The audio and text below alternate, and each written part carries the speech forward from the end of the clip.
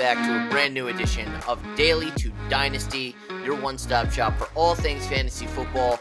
Whether you want to own your friends year in and year out in your fantasy football leagues or cash tickets every week playing daily fantasy football, this is going to be the show for you. Thank you so much for watching, listening, wherever you found this show. Thank you so much for doing so.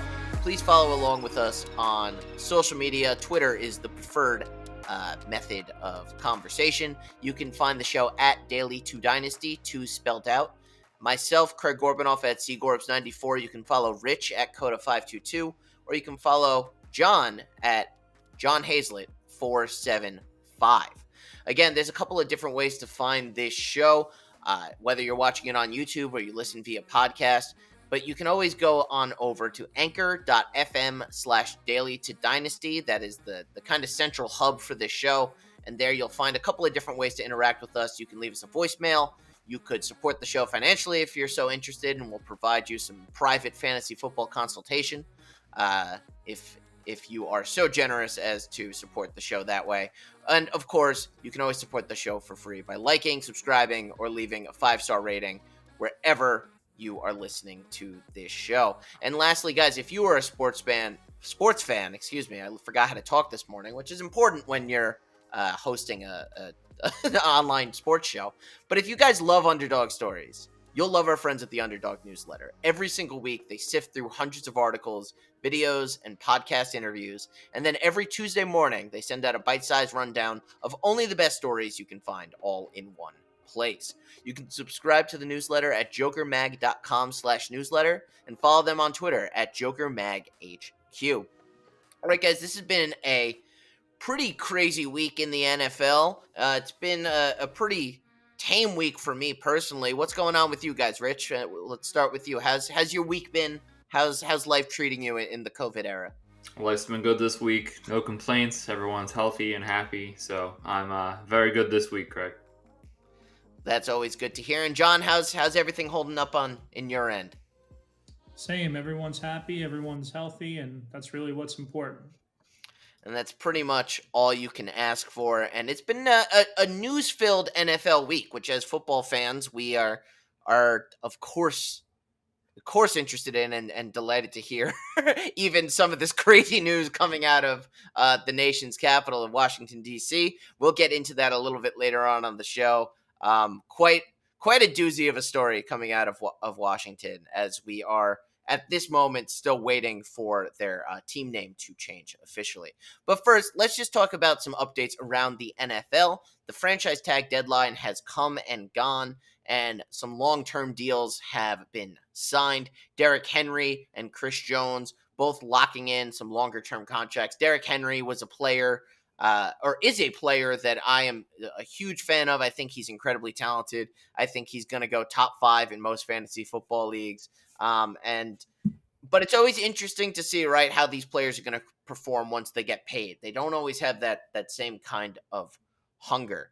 Of course, and some other big news this week, the NFL is looking to cut cap by $40 million from the 2020 cap. And it'll certainly impact a number of the players that we're going to talk about a little later on, of players who have not received a long-term contract, right? Still kind of fighting for their money. And kind of the last bit of news out of the NFL in regards to COVID-19 is there is an opt-out clause to be signed by August 1st for players.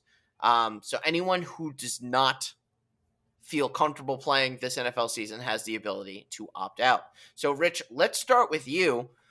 There's been a lot of players who have been outspoken about this as not being interested in playing this season due to their safety. I'm curious, of all the players in the NFL, is there one that stands out to you as a possible player to sit out this season? Yeah, for me, it's clear cut. For me, I think the player is going to be Richard Sherman. It seems like he always has his eye on the prize, and he's always at the forefront of things going on in the NFL to protect players. If there's anything going on at all, you always see his name as one of the first people to talk about it. He has a huge following within the NFL. He has a lot of friends. I mean, obviously he's on the tail end of his career, but, I think he definitely has the momentum to have a lot of people jump on his side. He was one of the biggest advocates for not signing the new CBA, which eventually they signed and ratified. But he was one of the main players to try to get everyone united to not sign. So I think he still has that group of players, and I still think that he is a huge name in the NFL. So it's going to be interesting when this all goes down. Hopefully, everyone is good when they go to training camp and nothing flares up. But if there's any inkling, I think Richard Sherman's going to be all over it. Yeah, he's a natural born leader, Richard Sherman. He's very well spoken. He's a very educated man. And I wouldn't be surprised if he were to be one of the players to kind of lead the charge. My player that I think is most likely to kind of opt out this season has some potential fantasy impact as well. One of the first players that I recall reading about, being outspoken, saying he was not comfortable playing this season is Stephon Diggs of the Buffalo Bills, formerly Minnesota Vikings. I think people were expecting him to come into Buffalo and with a young quarterback and a young kind of fiery offense, right? He'd be able to get a lot more targets. He'd get that. He's always been known for that kind of big playability. Josh Allen has that big ass arm. They just throw rockets down the field, and Diggs was someone who I was targeting in fantasy to be on the receiving end of some of those touchdown grabs. But with this kind of news, with this opt-out option, and reading earlier this summer that he wasn't comfortable playing, I think he's going to be one of these players to opt out and kind of lead that charge of guys to not play this season. And from a fantasy perspective, does that put more value on some other players in Buffalo, or does that lessen the Buffalo value as a whole because they're missing out on their major free agent signing this offseason? So it's an interesting internal debate, and we'll kind of wait to see what happens, who opts out, before we get into that discussion a little bit further on in the coming weeks here. But definitely something to keep an eye on. John, do you have any thoughts on players who could potentially opt out this season? I do, and I'm going to keep it in division, Craig. I'm going to say it's going to be Jamal Adams from the Jets. Reason being, obviously it's well documented his hatred for his contract and his wanting to go somewhere else. And frankly, I think this gives him a leg up in negotiation. He gets to sign it and skip a season and get paid and go into the final year of his deal. So to me, I don't think it's from a health standpoint or anything like that, but I could see, and not just Jamal, I'm sure there's other players out there that are in a similar position that I could see using this as leverage in a way. Hey, I'm going to take the year off and do what I have to do, and then next year, either play me or pay me. You won't pay me now, right? So 2 years left. Usually we get that deal with the last year. Well, now I'm in my last year because I'm not playing this year. I could see that happening with him for sure. Yeah, and it really would be a brilliant negotiation tactic. I mean, a lot of these times these players don't really have much of a choice. They have to play. And with the ability to opt out and the ability to kind of save his body, right, from the wear and tear of the season, I think it could ultimately pay dividends when we see Jamal Adams signing a new contract. Le'Veon Bell did it somewhat effectively. He didn't get as big of a contract as he thought he would from the New York Jets. But a little older in his career, maybe towards the back end, right? And some of that at play. Jamal Adams, in theory, is entering his prime now. I think it could be a really good negotiation tactic from him, and something interesting to see. I remember also reading earlier that J.J. Watt said he wasn't comfortable playing this season with if he had to wear a mask the whole time. I've seen some images of the NFL helmet, and it basically has like a plastic shield inside of the face mask, the steel bars or whatever. So I thought that was kind of interesting. Their breathing isn't so restricted, but there is separation. I certainly wonder how all this is going to impact how players play this season. Rich, we'll start with you. Do you have any kind of just overall thoughts on how this will all sort of impact how players are playing this season, the new gear, maybe they have to wear masks, and so be it? I mean, it's going to be a huge learning curve for everyone. I mean, you wear the equipment that you're used to for all this time, and then you have to get prepared for a new season in under 2 months with brand new equipment. I mean, obviously they're gonna have to adapt, but if you're a wide receiver, for example, and your thing is speed, let's use Tyreek Hill for example. If you're speeding down the field and you're trying to look up for the ball and there's a new visor or a new mask or whatever is in front of you, I mean, it's gonna be more difficult to catch the ball. It's also gonna affect the breathing, obviously, if you're wearing a mask. Maybe the more heavier players on the line, for example, might get winded. There might be more, injury concerns with everything going on, more cramping up, more time out of the game.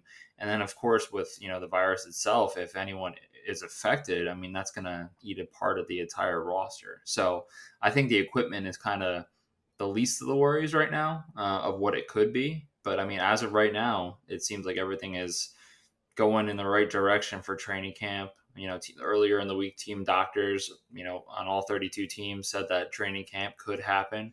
And obviously, team doctors are paid by the owners and will say anything, but it is something in the right direction. It's just going to be a learning curve for everyone, including the fans.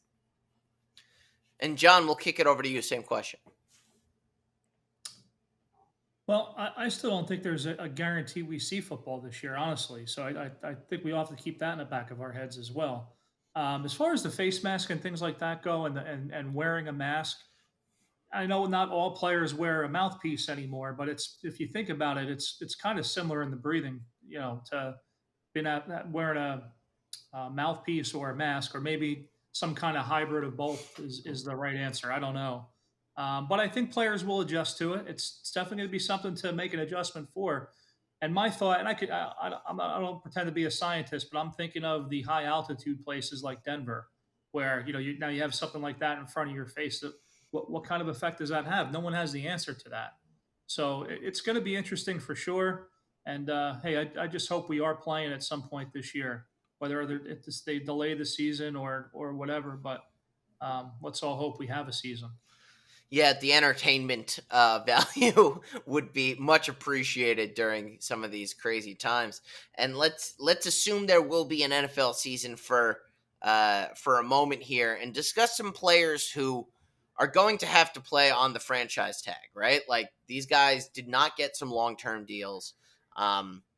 Rich, you compiled this list, so I'm going to let you read through it, and then we'll kind of talk about some of the fantasy impact. All right. So, I mean, the main people that are playing on the tag that are skill positions, you're looking at AJ Green, you're looking at Hunter Henry, Dak Prescott, and you're looking at Kenyon Drake. Everyone else, I mean, they don't have huge fantasy, numbers that they're going to put up. Obviously, some play on offensive line, some play on the defense. But those four players are the ones that are playing on a tag, and they're playing for big money. So for me, some of these are a foregone conclusion that I think are going to be back with their team. And, when you say that, it could change from day to day. But if I'm looking at a player like Kenyon Drake, I think he's in the perfect situation where he is in Arizona.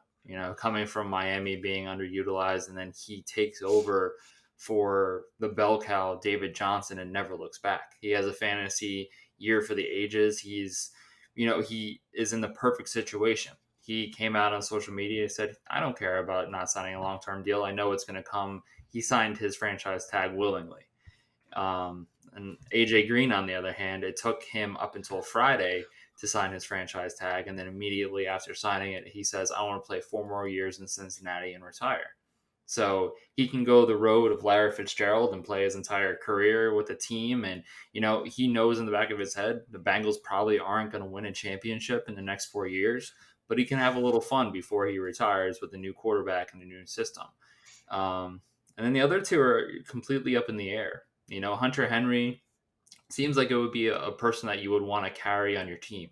He's an offensive weapon. When he was out, you could see the difference in the team. When he comes back, you can absolutely see that the team is better. Obviously, they have a new quarterback. Having a tight end for Justin Herbert to work with is definitely something they should have. It's kind of a security blanket. If you look for a rookie quarterback, they always go short to the tight end, the big fatty coming across the middle. If I am the Chargers, I would sign Hunter Henry to a long-term deal. But again, if this cap is going down $40 million, you got to make cuts somewhere. And then Dak Prescott didn't sign his long-term deal. The rumor is he turned down 35 million a year on average and over $100 million guaranteed. With the cap going down $40 million next year, I don't really know a lot of teams that would do it, because all the teams that need a quarterback are at the middle or the bottom of the list of cap. If you look at a team like the Jacksonville Jaguars, they can make it happen if they get rid of Yannick, another player who was playing on the tag. But it's a really risky situation for Dak, for what he did. And you see if a team can sign their quarterback long term, like the Kansas City Chiefs did, they can sign a player like Chris Jones to good money because you can allocate the funds across many years. So I think Dak might have did a disservice to himself and might have did a disservice to the Cowboys in the long run. But he's banking on himself, so I think he's going to play balls to the wall. I think all four of these guys are. I think AJ Green is going to have a season that it's going to be back where AJ Green was before the injury because he just wants to have fun out there and sign another contract with the Bengals. But I think it's split right down the middle between the four players right now. Yeah, and all four of these guys are very talented players. Great fantasy impact on all of them. You spoke a lot about Dak and his contract situation. In recent memory, Kirk Cousins, I think, played the franchise tag up to its highest potential, right? He played on 1-year deals for a few seasons in Washington, earned a lot of money, and then got that fully guaranteed contract in Minnesota. Dak is taking a big gamble here, but, there are pieces in place in Dallas where he could play a very, very good season, right? And earn his money next year despite the cap getting slashed. So it's certainly a gamble. But I think it's one that could be worthwhile.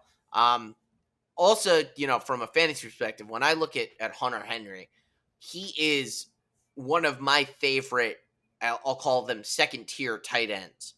For the last, I don't even know, 5-6 years, it's been if you don't get Rob Gronkowski, if you don't get Travis Kelce, and for a brief time, if you don't get Jimmy Graham, you don't have a fantasy tight end. Hunter Henry to me is kind of in that next tier, just below the top tier guys. I think he gets consistent points. He battles injuries, but when he's healthy, when he's playing, he's really good, and he gets in the end zone a lot. He's a big security blanket, especially with a rookie quarterback coming in Los Angeles. The tight end is a huge threat, and we mentioned it before. Some guys get paid and they don't play as well. But when guys are looking to get paid, I think they play extra hungry. So these four guys, to me, and I probably shouldn't be sharing this because we'll be in a fantasy league, but I am targeting all four of these guys. I think all four of these guys have value. I think some of them you'll be able to get later. They'll have some pretty good steal, sleeper value, not necessarily sleepers, but you're not going to be spending a first round pick on any of these guys, a second round pick on any of these guys. And I think you're going to get a ton of value from these guys. And this is an angle that I look at every year. Who's playing for a contract? Because that extra bit of hunger helps you get a lot of points. John, what are your thoughts on kind of these players' contract situations in general and how to target them in your fantasy leagues? Well, pretty much the same as you guys. I happen to love a player in a contract here too, and we all look at the number that these guys are getting and say, man, they're crazy. You know, crazy numbers, crazy this. I kind of take it into account. Athletes are, for the most part, I don't mean to generalize, but they're for the most part arrogant. They're used to betting on themselves, which I am all for. So for them, for Dak to say, you know what, I'm not going to, this no long term deal for me. I'm going to play it out and let's see. I give him a lot of credit for that because there is a risk reward involved. And really, he goes in and has a dynamite year. I don't care if they slash the cap 50 million. He's going to get paid, and whether it's by the Cowboys or somebody else, he's going to end up with his money. So to me, good for them for taking the risk and betting on themselves. And I think most like to do that. The fantasy impact on that, yeah, no question. I tend to like a guy that's on a contract here or a guy who hasn't gotten paid yet. I think that keeps them motivated. I particularly like them in daily fantasy if in a good matchup where they can really pad their stats, that's the guy that I want. I want the guy that's looking to do that. Hunter Henry could, catch 4 touchdowns in a game, against a lesser team. He's going to want to. He's going to have a little extra motivation to do that to make the stat line look good. So I'm a believer in that. And I think these guys, with the cap going down, there's definitely a risk. Certain players aren't going to get paid as much next year. I think a quarterback's always going to get paid. I think a wide receiver is always going to get paid. And I think a left tackle, right tackle is always going to get paid. Everybody else has to watch out. That's my opinion. And do you guys think there's something extra to AJ Green's scenario of having the number one overall pick as his quarterback, and he's the number one wide receiver option on that team? Is there even extra value? He's playing for his money. He's got a new shiny quarterback who's going to be feeding him the ball. Is that something else to consider, or is AJ Green pretty much the same player, whether it's Dalton or Burrow throwing him the football? I mean, I think AJ Green and Andy Dalton had a very good connection.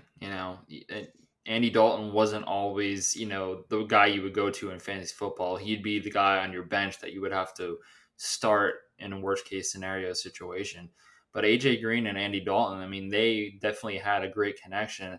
I hope that, Burrow and AJ Green have that connection. Burrow's going to have to ball out because he's the number one overall pick. He wants to play up to that name. He's going to be a day one starter. All the pressure is going to be on him.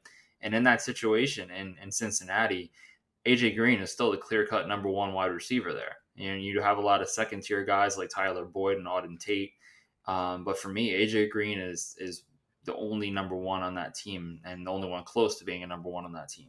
So I think he's in a perfect situation to stay in Cincinnati, because how many teams would he go to and still be that number one on that team?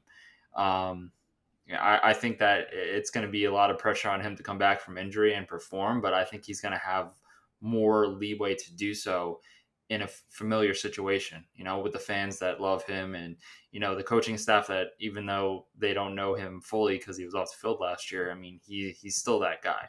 So for me, I think it's the perfect place to come back from an injury, perfect place to pad his stats, perfect place to get paid. And it's perfect for Burrow too. I mean, he's going to have a good year because he's going to be throwing to the Georgia beast, AJ Green. Yeah, absolutely. I think all four of these guys you're gonna have to consider big time in your fantasy drafts coming up. And I think in a show real soon, guys, we should do a live mock draft. I think that'd be a lot of fun. Maybe we get some more people involved, or maybe we control a couple of teams, the three of us, and just go nuts. Because I think we're getting to a point now where draft strategy is gonna be a big part of the remaining topics this summer. Now let's move on to the biggest news of the week, what we are so eloquently calling the disaster in DC. We were waiting for the formerly Washington Redskins to announce their new team name, and in the midst of all this, there was the start of speculation, the start of rumors that there was going to be some major story to come out and ruin the reputation of Dan Snyder, ruin the reputation of the team, and it all kind of come out alongside each other. Now, we still haven't seen the team name change as of 3:34 on Friday afternoon, but in the news that came out was 15 women came forward and stated that there was a history and pattern of sexual harassment happening within the Washington Redskins staff. This was over a period of time. This was, numerous women being harassed, being put in dangerous and uncomfortable situations by this office. Now, the Redskins ownership has been, or formerly Redskins ownership, I don't even know what to call them, Washington's ownership, whatever, has been under question, under fire for a long time. Their brand new coach, Ron Rivera, has his daughter working with the team now and, obviously wants to change the culture. There's a lot of layers here. So Rich, let's start with you and just kind of unpack it a little bit, and then we can talk about maybe is Dan Snyder's time as an NFL owner to a close. Well, I mean, on social media, it really started. You see all these people that are verified on Twitter and so forth, and Reddit. They're mentioning there's a story that's coming out. It's going to be bad. It's going to be bad. It's going to be bad. And obviously, no one said what the story was. It was just a lot of rumors coming out, and a lot of crazy rumors. If you compile the list of what might have happened in Washington, and then on Thursday, the story comes out that 15 women were, sexually harassed in the Washington organization. There's a lot of, people that have already quit, have been fired, and I think there's a lot more to come. I think they only really scratched the surface of the story. I think there's going to be a lot that comes out that we don't know yet. But I mean, let me just start by saying if there's 15 women that were sexually harassed in your organization, I don't see any way that you don't know about it. I think that Dan Schneider came out. He said that they're going to have more opportunities to gain, education on the subject, and have all the employees, have sessions where they go through sexual harassment treatment and training and everything else. But I mean, that's what his lawyers are telling him to say. Obviously, the second this happened, lawyers were involved immediately. They knew what was coming out. They obviously talked to the Washington Post. They knew what was coming out. And Dan Schneider, he's playing as if he's one of the victims. I know we're going to talk about if we think he's going to be out or not, but there's no way that this organization could go on doing what they did for all this time, especially with 15 women. 15 women that's in some places that could be the entire workforce. That could be half of the workforce. I just feel like there's no way that it can go on for that long and then miraculously it all comes out at one time. I think you mentioned with Ron Rivera coming in, his daughter is going to be on the staff. His daughter is going to be under his nose, and I feel like Ron Rivera was a big part of this. He probably asked around. He asked everyone how they were doing. He's a straightforward, straight shooter coach in person. He's an advocate. He's no nonsense. And for him to come in here and it seems like in a short period of time expose all of this, I think Ron Rivera has a huge part to do with this. And he's not holding any punches. When he was interviewed, he spoke about his daughter, and he said if that ever remotely happened, there would be hell to pay. So I think Dan Schneider is trying to get on with Ron Rivera and blaze the trail, but I think he was part of the problem. But we'll get to that. And John, we'll kick it over to you. Same thing. Just kind of unpack the situation and what were your thoughts when this news broke yesterday? My thoughts are wow, like unbelievable. But yeah, the lead up to it, so many reporters said, preparing us for it for the week during the week, like it's going to drop, it's going to be huge, and so I was surprised they were able to keep it quiet that long. Truthfully, so something was up behind the scenes that we probably don't know about. But when you see it, I mean, it's disgusting. It's absolutely disgusting. I was reading somewhere today. I would give the writer credit if I could remember who it was, but for every one that comes out and reports sexual harassment, there's 5 others that didn't. So if you take that, that's 75 women here. If you want to look at it that way, over a course of time, that could definitely be an accurate number, which is awful. It's just awful that anyone would have to put up with that. Whether it has to do with Ron Rivera and his daughter, bringing it to light, who knows? I won't speculate on that. It surely seems logical that that could be a part of it. And then it makes me wonder too. Guys like Trent Williams and guys in the past who have come in and out of Washington, makes me wonder what those guys, and maybe that's a part of the reason why they wanted to leave. Or they didn't want to re-sign there. A big part of it. So I think all in all, it's a black eye for football. It's definitely a black eye for the team in Washington with no name, and hopefully we can, the NFL can cut to the chase on this and they can move forward and things will be all right there. But in the meantime, I feel terrible for anyone who was affected, and it's easy to say thoughts and prayers and all that, but that's kind of how I feel about it. I hope everyone's okay from it, and whoever's guilty of it and whoever is, I'm sure there's more that's going to come out. I think that's clear. So I don't think we've heard the last of it. I just feel terrible for everyone involved, and I hope we can move on from it pretty quick and get back to football there in Washington. Absolutely. I think you guys hit the nail on the head. I don't have much to add, but I guess really the question is what comes next for the nameless Washington team? And in the purposes of our show, is there an impact when looking at potential fantasy players from Washington this offseason? We're always quick to describe players as problem players, locker room cancers, distraction players, and because this player exists, right, there is implications on the rest of the team because of this player's actions. It's not often we get to talk about the team's actions and the ownership's actions and how that might impact the team's performance overall. And so I guess this is a two-part question. What comes next for this team? What do you guys think is going to be the outcome of this development? How do you think it's going to progress that way? And then from a fantasy perspective, are you writing off players from Washington because you think the distraction is too much to overcome, or does this not really impact your fantasy football thinking? John, we'll start with you.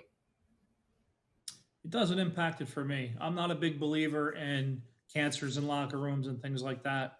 Does it play an effect? Maybe it does, but I think every player is an individual, and they're all playing for their team, but they're all looking to do something on the field. So this wouldn't even enter my thought process when it comes to fantasy football. Again, I hope they can solve whatever the problems are there in Washington. Does that mean new ownership? Does that mean whatever that means? I hope whatever happens quick, and we can get back to actual football there than the nonsense that is being reported. And I think this puts other teams on alert too. So other teams. I'm not saying it's going on anywhere else. God only knows. I mean, I don't know anything about that, but usually when something like this happens, it lets the rest of the league know, hey, we better clean some things up here pretty quick. So I hope the league gets it cleaned up in Washington, and if it's going anywhere else, and we can get back to playing football. Absolutely, and Rich, we'll kick it over to you. The same question. I mean, this is going to be a weird answer, but I think it does nothing but better the Washington team. I think if you look at the team, you saw what it was last year. You saw that it was a subpar team, and now you know that there's a lot of rotten apples in the bunch, and it may have spoiled the rest of the bunch. If you're looking at the coaching staff, I think there's a lot more to come as far as firing and everything else. Dan Schneider, I don't think he's going to be out. I mean, I think money talks. I think that he'll find a scapegoat, and I think they already did that by firing two of the employees. But I think now Ron Rivera is going to be the mouthpiece of this team. They're probably going to move forward with Ron Rivera being the guy to, update everyone on what they're doing inside the building. And I think Ron Rivera at the end of the day is going to be the one that's going to get players to come to Washington. There's going to be a lot of, players that are up in arms about what happened. But at the end of the day, I think Ron Rivera is more powerful than Dan Schneider. If you start clearing that house and you bring in new, fresh faces and people that are going to, work with players and, teach them the right ways to act, I think it's definitely going to be a good thing from this point forward. They might not have the talent as far as fantasy football wise. The only one I'm even going near is Terry McLaurin. But I mean, I think next year is when you're going to see the impact of Ron Rivera more so than this year, because this year was completely up in the air with everything. I think they're going to start to build good character players. They're going to bring in guys that, are looking to better the team, which is what a lot of teams try to do. I don't think the Redskins can be bad boys in the NFL for a while. They got to bring in clean players that are going to better the team. And Rich, when you said this is going to be a weird answer, I cringed for a minute. I was like, "Uh-oh, what is he going to say?" But as you kind of explained that, you brought up a perspective that I hadn't thought of, and now I find myself wildly agreeing with, is that you're right. There has been a cultural problem in Washington for many years now, and it I think that has impacted the team's performance. They've been mediocre for such a long time, despite going out and being able to sign some talented players. Whether it was Albert Hainsworth, one of the biggest free agency busts of all time, or Donovan McNabb. They've gone out and gotten players, but just have not seemed to be anything more than mediocre. And maybe now that the 800-pound gorilla in the room has been addressed, right? They can maybe finally start to move forward, and with some good leadership from Riverboat Ron, take some positive steps forward. And you're right, there's not many players this season from Washington that I am considering drafting for fantasy football other than McLaren, but it's interesting to think of, and I think if you're in a dynasty league, there might be one or two players with your last couple of picks. You might want to take a flyer on someone from Washington, because someone might develop into being a really quality player now that they're seemingly starting to get their culture, corrected and put in place. So, very good argument, Rich. I concede my point that I did not even bother to bring up because I liked yours even better. So, guys, that is going to do it for this week's show. A little bit shorter show this week. We usually record on Thursday nights, so we're recording this one on Friday. It's going to be a real quick turnaround for everyone watching live now on Saturday at noon. If you're watching this on YouTube, thank you so much for doing so. Make sure to subscribe to the channel, ring that bell so you get notified every time we upload brand new content. And leave a comment down in the player below. If you have any thoughts about anything we had to say on this show, we'd love to hear from you and get in on a conversation. If you'd like to be in next week's show and join that conversation, you can leave us a voicemail at anchor.fm/daily-to-dynasty. We would play that live on the show and, kind of interact with whatever you guys want to ask of us, and kind of continue the conversation with you guys there. Feel free to fire away at us on Twitter. You can follow the show at Daily to Dynasty. You can follow myself at Seagorb94. You can follow Rich at Coda522. And you can follow John at John Hazlett475. And lastly, if you're listening to this thing via podcast, subscribe and leaving us a 5-star rating helps the show out immensely. We want to give a special shout out to our partners over at the Underdog newsletter. If you're a sports fan, you love Underdog stories. You live for them. And our friends at the Underdog newsletter are great at compiling the best Underdog stories. Every week they sift through hundreds of articles, videos, and podcast interviews. And then every Tuesday morning they send out a bite-sized rundown of only the best stories you can find all in one place. Subscribe to them at jokermag.com/newsletter and follow them on Twitter at jokermaghq. All right, guys, that's it for today's show. Again, thank you so much for listening. Rich, John, any closing thoughts? I mean, I hope everything continues to work out in Washington. I hope, everything goes in the right direction. I hope everything goes in the right direction with the NFL and training camp. And all we can do is hope for football to be as normal as possible next year. Same for me. I hope, like I said, I hope everything gets cleared up here. And ultimately, I just hope there's football. I really do. I know baseball's coming back next week, which I'm looking forward to. But there's nothing like football Sundays in the fall and in the winter. So I think our country needs it. So I hope they figure out a way to figure it out. Exactly. Baseball is coming back. Basketball is coming back. The UFC never left, but I think America needs NFL Sundays. So here's hoping they can figure out a safe way to play this NFL season. All right, guys. Thank you guys so much for listening again. Until next time, this has been Daily to Dynasty.